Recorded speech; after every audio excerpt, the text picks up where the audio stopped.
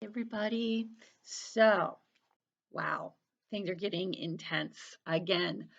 In chapter 36, where this section started, um, Russell and Piper were agreeing to go to school every week if Jeffrey paid them. He didn't use cash. At first, he was paying them off with a pizza each week.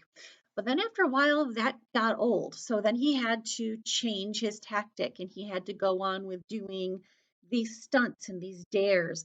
It said in here, it said the kids, it was the attention, not the pizza, that was the real reason they put up with school each day.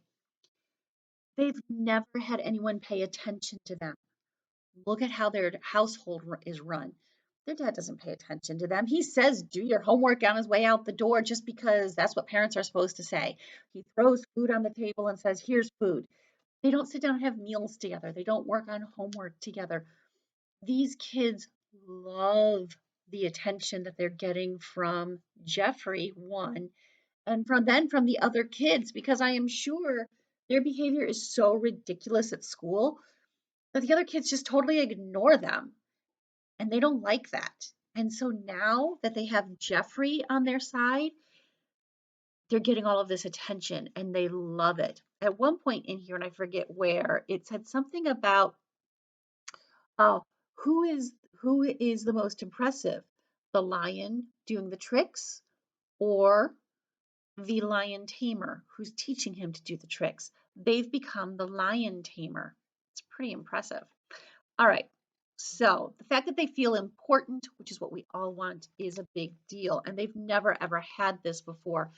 Part of the reason that they want to run away all the time, right? Hmm. Anyway, then in chapter 37, the dares keep getting more and more ridiculous. And there was a footnote at the end of this chapter. By the way, they stayed with him through February and March. He met these kids in January. So he's been staying with these people through January, February, and March. Ugh, I can't imagine living in that house for any amount of time, let alone 3 months. Anyway, it said at one point that they dared him to go into the buffalo pen at the zoo and kiss the baby buffalo. And then there was a footnote. Nobody knows why buffalo became bull in the jump rope song. History often gets things wrong. Remember back at the beginning of this, I read to you the introduction, and there was the girls on the playground playing a jump rope game and they were singing Maniac, Maniac, he's so cool. Maniac, Maniac, don't go to school. Runs all night, runs all right. Maniac, Maniac, kissed a bull. This is where that comes from. Anyway, we'll come back to that introduction at the end of the book. So then they dared him to do the craziest thing they could think of. They dared him to go into the East End. They dared him to cross into the black part of town. And for white kids during this time period in a segregated town, that was a big deal. For him, it's like going home. He doesn't care. So off he goes. Um, and on chapter 38, he crosses into the East End and it's April. Time has gone by. Um, and he notices when he runs into Mars Bar, who is still calling him Fish Belly, that Mars Bar has gotten bigger.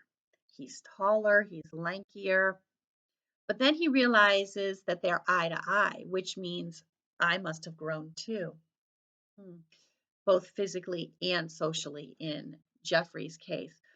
So, Maniac and Jeffrey, no, those are the same person. Mars Bar and Jeffrey um, decide to have this race. Mars Bar needs to prove that he's better than this white kid who's come into the neighborhood. Um, and so there's all this arguing about how to set up the race, and then they run the race, and Jeffrey won.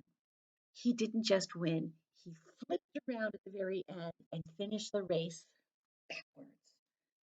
which is like rubbing Mars Bars' nose in the whole thing. And Jeffrey immediately regrets it. Here he is, a white kid in the black neighborhood, showing up the toughest kid in the neighborhood, not just showing him up, but really rubbing his face in it and showboating. Nobody likes a cocky showboater. I hate that when I'm watching like a football game or a basketball game and the person starts showboating right at the very end. I hate that. It's bad sportsmanship. Shows poor character. Um anyway, so he's trying to figure out what he's going to do here in the middle of all of this craziness. And out of the craziness comes Hester and Lester. They show up and they take him back to the Beals house. Yay! I forgot one thing. Back right before the race started, there was one kid from this black neighborhood cheering him on, hands down. They're not all against him. There are some people in this neighborhood who get him. Not all, but a few. So anyway, Hester and Lester take him home to the Beal house, and he's so happy there. I mean, it was wonderful staying there for the night. And he sneaks out in the middle of the night. He knows he has to sneak out because they won't let him leave if he wakes up there in the morning. And he feels he has to leave because he doesn't want to bring any trouble with them. Plus, he's worried about Russell and Piper. And Russell and Piper are so funny. Oh my God. They thought all these crazy things had happened to him. They were really, really worried about him, which he thinks is really kind of touching. So he gets back home and they're building this pillbox. Picture those gray cinder blocks that are used to build foundations of houses and things. And they've stacked them up in the dining room. And it's like a little fortress with like a slit in the top where they can peek out and put their guns out. And they say it's for the revolt.